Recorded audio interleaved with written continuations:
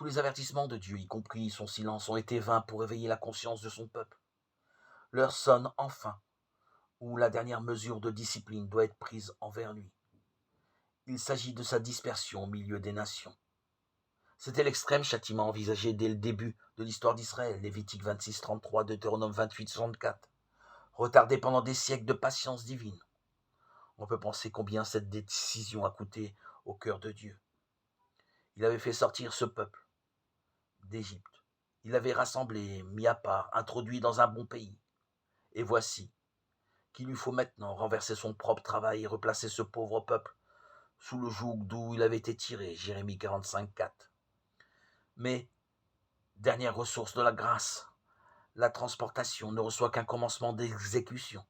Il y a encore place pour la repentance. Remarquons-le, parmi les premières victimes figurent les habitants de Galaad. Le chapitre 32 des Nombres racontait le choix désastreux des 2 tribus et demie qui s'étaient établies en deçà du Jourdain à cause de leurs biens matériels. Leurs descendants subissent les conséquences tragiques. En Juda règne successivement le fidèle Joram, puis son fils Ajas, qui est au contraire un des rois les plus exécrables.